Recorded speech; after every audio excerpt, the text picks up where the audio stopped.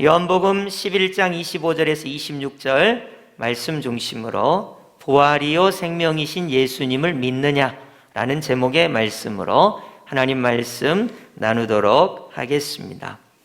오늘 본문은 우리가 잘 아는 대로 나사로가 죽은 지 나흘 만에 예수님께서 무덤에서 살리신 놀라운 표적을 나타내는 그런 이야기입니다. 이 이야기는 베다니라고 하는 동네에서 일어났기 때문에, 베다니는 예루살렘에서 한 5km 미만에 떨어져 있는 마을이기 때문에 이 사건이 예루살렘에 닿았을 때, 나사로가 죽은 지 나흘이나 됐는데 예수라고 하는 인물이, 예수님이라고 하는 선지자가 죽은 지 나흘이나 된 나사로를 살렸단다, 이 소문이 예루살렘을 휩쓸었습니다. 그래서 예수님께서 나귀 새끼를 타고 예루살렘에 입성하실 때 종려주일이죠. 유대인들이 종려나무 가지를 손에 들고 호산나 다윗의 자손이여 이제 구원하소서 외쳤던 큰 이유가 되는 것입니다. 이제 오늘 본문을 통해서 죽은 지 나흘이나 된 나사로를 살리신 우리 예수님께서 하신 메시지, 이야기 가운데 자기 자신이 부활이요 생명이시라는 이야기를 오늘 해보고자 합니다. 먼저 서론격으로 오늘날 세계를 조금 잠깐 살펴보겠는데요. 지금 코로나19가 전 세계에 큰 영향을 미치고 있습니다. 아마 여러분은 얼마나 코로나19로 많은 사람들이 고통을 당한지 아마 잘 숫자를 보시지 않았으리라고 생각이 됩니다만은, 오늘 정확한 통계를 보니까 전 세계에 1억 3,134만 2,561명이 4월 4일 현재 코로나19에 감염이 됐다고 그래요. 그러니까 1억 3천만 명이니까 전 세계의 60분의 1 정도가 이미 감염이 됐고요. 사망자는 여러분 놀라지 마세요. 285만 8,675명입니다. 285만여 명이 벌써 사망을 했습니다. 말이 280만 명이지, 우리 여수 같은 도시가 우리가 30만 잡아도 얼마나 많은 사람들이 이 코로나19로 희생이 됐는지를 우리가 알 수 있습니다. 나사로의 집은 베단이라고 하는 동네였고, 그 나사로에 사는 사람들은 마르다와 마리아였습니다. 아시는 대로 나사로와 마리아와 마르다는 예수님을 너무나 사랑해서 예수님과 친밀하게 지내는 아주 예수님과 가까운 집안이고 또 형제고 이웃이고 했죠. 그러다가 나사로가 병들어 죽게 되었습니다. 그리고 죽은 지 나흘이나 되었습니다.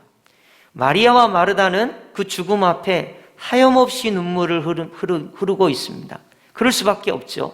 여러분, 우리가 장례식장에 가가지고 우는 것 외에 할 수 있는 것이 인간에게 있습니까? 없습니다. 장례식장에도 우리가 조문을 와서 울어주고 위로해주고 그거 이상의 것을 바라는 어떤 상주들도 없는 것이죠. 왜냐하면 인간의 이성이 생각할 때 죽음은 끝이고 죽음은 마냥 슬픈 것이고, 그것으로 슬퍼하고 그리고 서로 위로해주고 이렇게 서로 슬픔을 나눠주는 것이 장례의 대부분이라고 생각하기 때문에, 예수님께서 그 장례식장에 오셨을 때 오늘 이 선포, 예수님께서 자기 자신을 계시하시면서 자기 자신이 부활이요 생명이라고 선포하시는 내용, 그리고 죽은 지 나흘이나 된 나사로를 살리시고, 그리고 친히 예루살렘에 입성하셔서 십자가에 죽으시고 자신이 부활이요 생명이신 것을 증명하신 것이 바로 오늘 이 부활절이 되겠습니다. 그렇기 때문에 죄로 인하여 신음하는 인간, 죽음으로 인하여 신음하는 고통당하는 인간에게 우리 예수님께서 주시는 이 부활의 메시지가 무엇인가, 그리고 이것을 어떻게 우리에게 적용할 것인가, 오늘 말씀을 통해서 살펴보고자 합니다. 먼저 부활에 대해서 우리가 믿을 수 있고 믿지 않을 수 있는데, 부활은 어떤 개념이냐면 믿음의 개념입니다. 왜 그렇게 제가 말씀을 드리냐면 우선 26절을 한번 보실까요? 제가 26절 봉독해 드리겠습니다. 무릇 살아서 예수님을 믿는 자는 영원히 죽지 아니하리니 이것을 내가 믿느냐라고 예수님께서 질문하고 있습니다. 이 질문은 마르다에게 하신 질문인데요. 마르다가 예수님께서 여기 계셨으면 우리 오라버니가 죽지 않았을 텐데 할 때 우리 예수님께서 예수님을 믿는 자는 죽어도 살겠고 살아서 예수님을 믿는 자는 영원히 죽지 아니하리니 이것을 내가 믿느냐라고 마르다에게 물으셨습니다. 그러니까 이 말씀은 예수님께서 부활이요 생명이시라는 것을 내가 믿느냐 이 질문을 하고 있는 것입니다. 이 부활절 우리가 감사 예배를 드리면서 가장 중요한 것은 오늘이 부활주일이구나, 기독교의 가장 중요한 것이 부활이지 이렇게 생각하는 것도 중요하지만 예수님께서 부활이요 생명이신 것을 내가 믿는가 하는 부분입니다. 이 부분이 대단히 중요합니다. 부활을 지식으로 아는 것이 아니고 예수님께서 예수님 부활이고 생명이기 때문에 너를 죽은 자 가운데서 살리실 것을 내가 믿느냐? 예수님이 부활의 첫 열매가 되셨기 때문에 너도 예수님처럼 부활할 것을 믿느냐? 몸이 아파도, 몸이 병들어도, 물질의 문제가 있어도, 내 마음에 고통이 있어도, 이 세상에 코로나19와 같은 이런 힘듦이 있을 때 우리에게 주시는 말씀이 예수님께서 부활이요 생명이신데 이것을 내가 정말로 믿느냐? 이것을 오늘 말씀하고 있는 것입니다. 사실 이 말씀 앞에 마르다는 사실은 예수님께서 부활이요 생명이신 것을 아직 고백하지 못합니다. 왜냐하면 예수님 십자가에 아직 죽으신 것도 아니고요, 죽은 지 사흘 만에 부활하신 것을 본 것도 아닙니다. 그러나 우리는 좀 다르죠. 이 본문을 보면서 예수님께서 십자가에 죽으신 것을 우리는 사순절 동안 계속해서 묵상을 했습니다. 그리고 오늘 아침에 2000년 전에 우리 예수님께서 부활하신 것, 빈 무덤을, 그리고 부활하셔서 막달라 마리아를 만나주시고, 그리고 제자들에게 나타나시고, 그리고 500여 형제에게 나타나시고, 그리고 하나님 나라로 승천하신 성경적 사실을 우리는 보았습니다. 그래서 오늘 질문하는 거예요. 내가 예수님이 부활이요 생명이신 것을 믿느냐 하고 질문하는 것입니다. 한번 따라 하실까요? 부활이요 생명이신 예수님을 나는 믿는가? 이 질문입니다. 이 질문입니다. 여러분, 사람들이 많이 예수님께서 십자가에서 보배 피를 흘리신 사건에 대해서 은혜를 많이 받아요. 왜냐하면 예수께서 나를 위하여 고난을 당하셨으니까. 여러분, 찬송가도 얼마나 감동적입니까?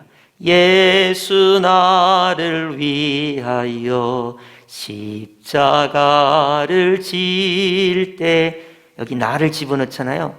나를 위하여 예수님께서 십자가에 죽으셨으니까 얼마나 감동적이에요? 근데 문제는 죽은 지 사흘 만에 사망 권세를 이기시고 부활하신 것을 못 믿는 경우가 많다는 거예요.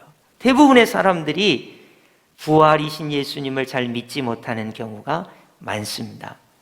그러나 여러분, 우리가 예수 그리스도의 십자가 사건을 믿는다면, 그리고 그 십자가가 참이 되려면, 진리가 되려면 예수님께서 십자가에 죽으심으로 죄의 문제를 해결하셨거든요. 근데 성경의 도식이 이런 거예요. 죄의 삭은 사망이에요. 죄 때문에 죽음이 왔어요.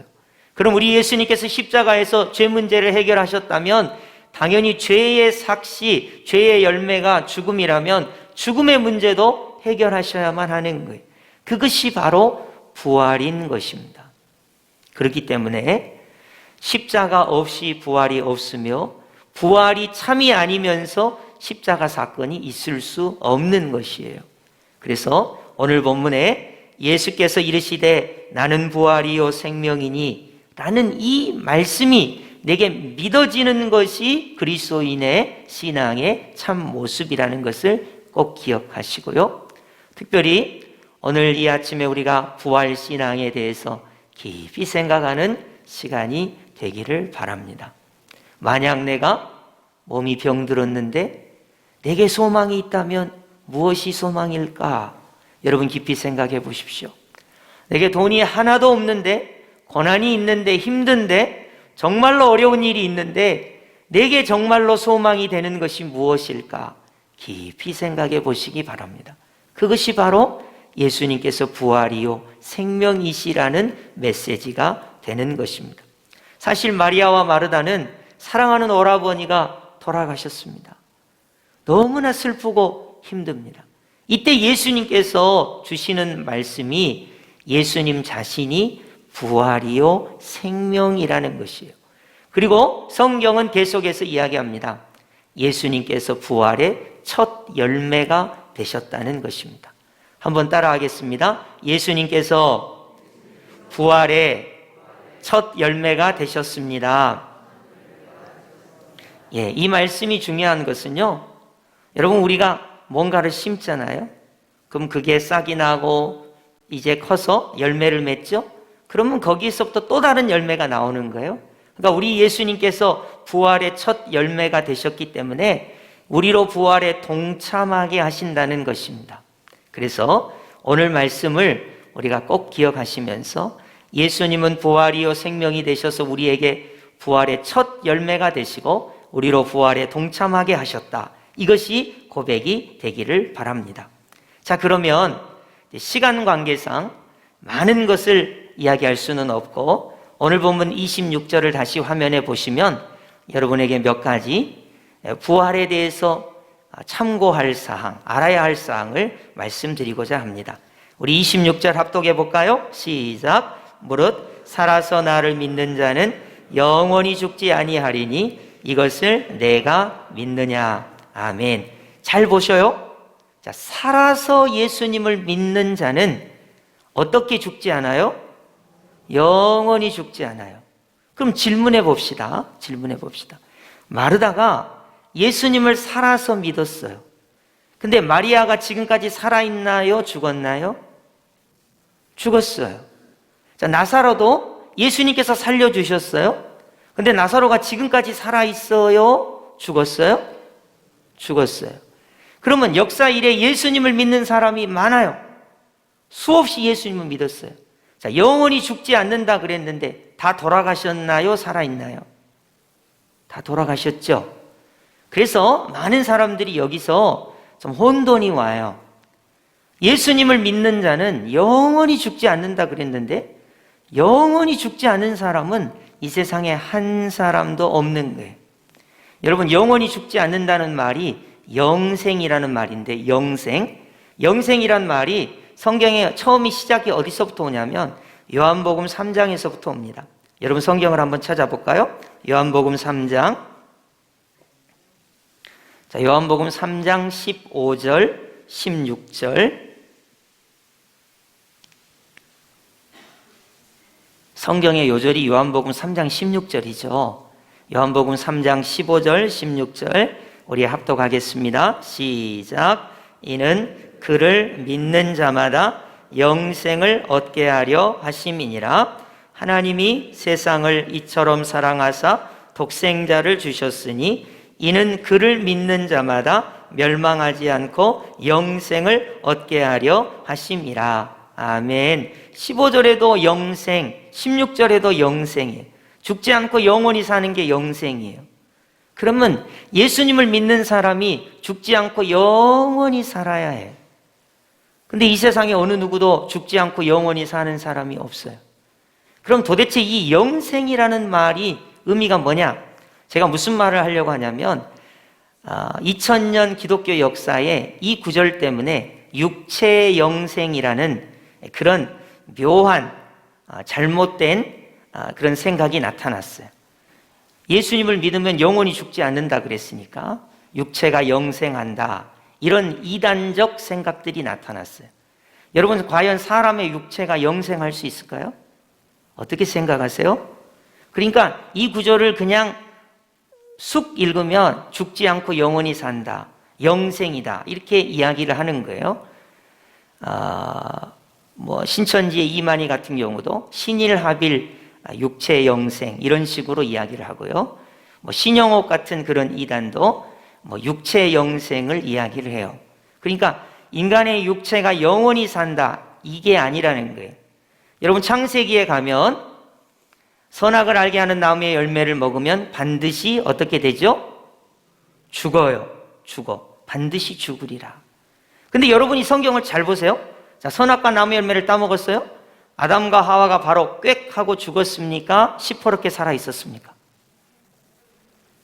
죽는다 그랬는데 안 죽었단 말이에요.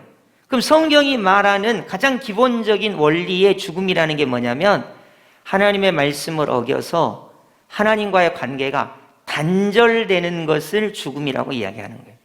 하나님과의 관계가 단절되는 거. 여러분, 여기 지금 꽃이 있는데요, 이게 나무에 붙어 있으면 살아있는 거예요. 근데 이거를 뚝 끊어가지고 꽃꽂이 하면 이게 살아있는 것처럼 보이지만 관계가 이미 끊어졌잖아요. 죽은 거란 말이죠. 그래서 성경이 말하는 정령 반드시 죽으리라는 것은 하나님을 믿지 않는 상태, 하나님과의 관계가 단절된 상태를 영적 죽음의 상태로 보는 거예요. 그래서 영적 죽음이 신속히 왔고, 바로 즉시 왔고, 그 다음에 육체적 죽음이 그 사람의 나이의 연수에 따라서 육체적 죽음이 따라오게 되는 거예요. 그래서 영적 죽음의 문제, 죽는다라는 거예요. 그런데 예수님을 믿으면 내가 영생한다는 것이, 예수님을 믿음으로 영적 관계가 회복되고 영원히 구원받고 하나님의 사람이 되고 하나님의 백성이 되어서 하나님과의 관계가 회복된다, 하나님의 통치 안에 들어간다, 그것을 영생이라고 하는 거예요. 영생. 그래서 우리가 하나님의 백성으로 영생 복락을 누린다는 것이 그런 의미지, 이 육체가 영생하는 것이 아니에요. 사람이 누구나 다 죽습니다. 그렇기 때문에 육체의 영생이라는 말을 우리가 그렇게 착각하시면 안 되겠습니다. 그런 측면에서 네 가지 부활의 중요한 관점을 한번 생각해 보겠습니다. 자, 화면에 한번 띄워주세요. 1번부터 4번까지인데요. 자, 1번 제가 읽어드릴게요. 1. 부활은 삼위 하나님의 사역이다 하는 것입니다. 여러분, 부활은 사람이 줄 수 있는 것이 아닙니다. 예를 들면 어느 유명한 목사님이 당신은 말씀을 잘 들었기 때문에, 헌금을 많이 했기 때문에, 교회 충성했기 때문에 부활을 줍니다, 이런 거 아니에요. 신천지의 이만희처럼 14만 4천 명을 자기가 추려가지고 부활을 줄 수 있는 게 아니란 말이에요. 또 무슨 신모 이단처럼 어디 피지에 가가지고 거기 피신가 있으면 영생을 얻는 그런 개념이 아니라는 거예요. 영생은, 구원의 개념은 성부 하나님, 성자 예수님, 성령 하나님만이 주실 수 있는 고유한 영역이에요. 그래서 부활은 삼위 하나님의 사역인 것이에요. 오늘날 많은 이단들이 마치 구원받는 거, 또 상급받는 거, 또 부활에 관한 것이 어떤 교주나 어떤 집단에 속해 있는 것처럼 특화시키는 경향이 있는데 절대로 아닙니다. 대한민국 사람이기 때문에 14만 4천에 들어갈 수도 없고요. 유대인이기 때문에 그런 것도 더더욱 아니고요. 어떤 지도자의 가르침을 믿고 따르기 때문에 부활을 받는 것이 아니에요. 오직 예수 그리스도의 십자가 부활을 믿는 자만이 값없이 은혜로 삼위 하나님의 사역으로서 우리에게 부활을 선물로 주시는 것입니다. 두 번째 중요한 것은, 부활은 육체의 부활이라는 거예요. 몸의 부활이라는 거예요. 여러분, 어떤 사람들은 예수님이 몸으로 부활하셨다는 걸 안 믿어요. 영적이겠지, 예수님이 영혼이 나타났겠지. 근데 그게 아니에요. 여러분, 성경을 잘 보세요. 예수님께서 나타나셔서 제자들과 식사를 같이 하셨어요. 부활하신 예수님께서. 그리고 손과 발을 보여주셨어요. 손에 못자국을 봐라, 만져봐라, 옆구리에 창자국에 손을 넣어봐라. 그리고 예수님께서 생선을 잡수시면서 친히 교제를 하셨다고요. 그러니까 우리 예수님께서 영적으로 부활하셨다는 말은 틀린 말이고요. 우리 예수님은 육체의 부활, 몸의 부활을 하신 거예요. 그렇기 때문에 우리도 예수님처럼 육체의 부활, 몸의 부활을 하게 돼요. 한번 물어볼게요. 자, 제 몸이 여기 이렇게 있습니다. 예수님의 부활하신 몸과 내 몸은 같을까요? 다를까요? 생각해 보신 적이 없어요?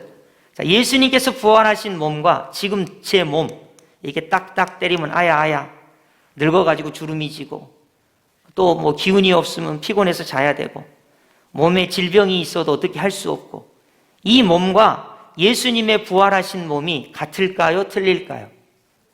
당연히 다르죠. 같을 수가 없어요. 우리는 죽는 몸이고 예수님께서는 부활하신 부활체로서의 몸인 거예요. 그렇기 때문에 예수님께서 부활하신 것이 육체로 부활하셨다, 몸으로 부활하셨다 할 때 이 몸이 아닌 거예요. 이 몸이 아닌 거예요. 이 몸은 늙는 몸, 이 몸은 산소가 필요한 몸, 이 몸은 병들어도 어떻게 할 수 없는 몸, 이 몸은 정말로 죽음을 향해서 다름질하는 그런 몸이에요. 예수님께서 부활하신 몸은 신령한 몸, 또 죽지 않는 몸, 권세가 있는 몸, 공간을 초월하는 몸, 영생하는 몸인 거죠. 그렇기 때문에 우리 예수님께서 영적으로 부활하셨다는 말은 틀린 말이고요. 우리 예수님은 육체로 부활하셨다. 그리고 그 예수님께서 부활의 첫 열매가 되셨기 때문에 우리도 예수님과 똑같은 부활체로 부활한다. 이렇게 우리가 고백하게 되는 것입니다. 세 번째 3번을 보시면 부활은 두 가지 종류의 부활이 있어요. 첫째는 의인의 부활, 그리고 악인의 부활이 있습니다. 요세푸스의 글에 보면 악인은 부활하지 않는다, 이런 말이 바리새인의 글에 있대요. 또 어떻게 보면 안식교나 여호와의 증인 같은 경우는 악인이 부활하지 않고 소멸한다, 이런 식으로 생각하는 경향이 강합니다. 그러나 그렇지 않습니다. 성경을 한번 찾아볼까요? 성경을 찾아보면 우리 사도행전 24장 15절, 사도행전 24장 15절입니다. 자, 화면에 있는데요. 자, 우리 다 함께 합독하겠습니다. 시작. 그들이 기다리는 바 하나님께 향한 소망을 나도 가졌으니 곧 의인과 악인의 부활이 있으리라 함이니이다. 아멘. 의인도 부활해요. 예수님을 믿는 공로로 부활해요. 악인은 예수님을 믿지 않기 때문에 부활에 참여하긴 하지만 그 의미가 완전히 달라요. 4번을 한번 보시겠어요? 자, 부활은 의인과 악인에게 다른 의미이다 그랬어요. 부활은 의인과 악인에게 다른 의미가 있습니다. 왜 그렇습니까? 의인에게는 생명의 부활이지만 악인에게는 심판의 부활이기 때문에 그런 거예요. 그래서 우리가 이 부활절에 예수님께서 우리에게 주시는 부활을 네 가지로 크게 생각해 보면, 부활은 삼위 하나님의 사역이라는 것과, 우리 예수님의 그 부활하신 것은 영적이 아니라 육체가 부활하신 몸의 부활이라는 것과, 그리고 부활에는 두 종류가 있는데 의인도 부활하고 악인도 부활한다는 것이고, 네 번째로는 부활의 의미가 다르다는 거예요. 의인은 구원과 생명의 의미로서의 부활, 악인은 심판으로서의 부활에 나아가게 된다는 것입니다. 이것을 한번 우리에게 적용해 보기를 바랍니다. 자, 여러분, 마지막 나팔이 불게 되면 우리가 다 변화하게 될 것입니다. 우리 다 함께 고린도전서 15장 51절에서 53절 보시겠는데요. 고린도전서 15장 51절에서 53절, 우리 다 함께 합독하겠습니다. 시작. 보라, 내가 너희에게 비밀을 말하노니 우리가 다 잠잘 것이 아니요 마지막 나팔에 순식간에 호련히 다 변화되리니. 먼저 51절 보시겠어요? 자, 우리가 다 자요. 죽는다는 말이에요. 근데 마지막 나팔에 어떻게 호련히 다 변화된다고요? 순식간에 호련히 다 변화돼요. 이 몸이 썩어서 죽었어요. 죽어서 썩었어요. 없어졌어요. 그런데 천사장의 나팔 소리와 함께 예수님께서 재림하실 때 순식간에 호련히 누구의 몸처럼 변화한다고요? 예수님의 몸처럼 변화한다고요. 그것이 부활이에요. 그러니까 우리가 가끔 장례를 하면 저한테 와서 그런 말씀하세요. 목사님, 화장을 했는데 이거를 바닷가에 뿌리면 바다 여기저기로 이게 다 흩어지는데 나중에 부활할 때 애로사항이 많지 않겠습니까? 그러면서 고민하는 분들이 많아요. 왜 그런 생각을 해요? 이 몸으로 부활한다고 생각하니까 그래. 이 몸으로. 그게 아니에요. 예수님의 부활하신 모습하고 똑같은 그런 부활체로 우리가 부활하는 거예요. 그렇기 때문에 천사장의 나팔 소리와 함께 예수님께서 재림하실 때 우리가 호련히 순식간에 다 부활하게 되는 거예요. 자, 52절 보시죠. 나팔 소리가 나매 죽은 자들이 가로 놓으세요. 어떤 것으로 다시 살아나고 썩지 아니할 것으로 다시 살아나고. 우리의 부활한 몸은 썩는 몸이 아니에요. 썩지 아니할 것으로 다시 살아나고 우리도 변화되리라. 53절 가로 놓으세요. 이 썩을 것이 반드시 어떤 것을 입겠고 썩지 아니할 것을 입겠고 이 죽을 것이 가로 놓으세요. 어떻게 아니함을 입으리로다? 죽지 아니함을 입으리로다. 이렇게 말씀하고 있는 것입니다. 그러니까 우리가 예수님과 똑같은 부활체, 예수님과 똑같은 몸을 부활로 입게 된다는 것을 성경이 말씀하고 있습니다. 이제 마지막으로 가로놓기를 한 번 더 해보고자 합니다. 우리 고린도전서 15장 42절에서 44절, 우리 방송실은 두 번째 본문인데요. 밑에 설명되어 있는 것을 띄워주시면 좋겠습니다. 고린도전서 15장 42절에서 44절. 자, 제가 봉독해 드리겠습니다. 고린도전서 15장 42절에서 44절. 제가 봉독합니다. 죽은 자의 부활도 그와 같으니 썩을 것으로 심고 썩지 아니할 것으로 다시 살아나며, 부활의 몸은 예수님과 같은 몸이고 썩지 않습니다. 부패가 불가능한 몸이에요. 43절, 욕된 것으로 심고 영광스러운 것으로 다시 살아나며, 부활의 몸은 예수님과 같은 몸으로 영광스러운 몸입니다. 천상의 광채로 빛이 나는 몸이에요. 43절, 약한 것으로 심고 강한 것으로 다시 살아나며, 우리 몸이 얼마나 약해요? 우리 몸은 너무나 약해요.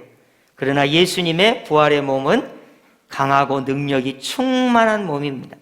44절, 육의 몸으로 심고 신령한 몸으로 다시 살아나나니 육의 몸이 있은즉 또 영의 몸도 있느니라. 여기서 신령하다는 것은 비물질이나 영체를 말하는 것이 아니라 성령의 완벽한 도구가 되는 신령한 몸이다. 이렇게 표현을 하고 있습니다. 여러분, 이 부활의 아침에 우리가 꼭 네 가지를 기억했으면 좋겠어요.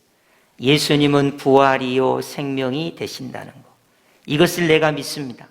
이 부활은 누구에 속한 것이냐? 삼위 하나님에 속한 것이다. 첫 번째. 두 번째, 우리는 부활에 동참하는데 누구의 몸으로 부활에 동참하느냐? 예수님의 부활체의 육체로, 몸으로 부활에 동참하게 된다는 거예요. 예수님을 믿는 자는 의인의 부활에 동참하게 되고, 예수님을 믿지 않은 자는 악인의 부활에 동참하게 돼요.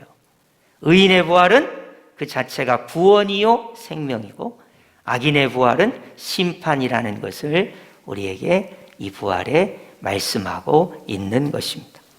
결론을 한번 내보겠습니다.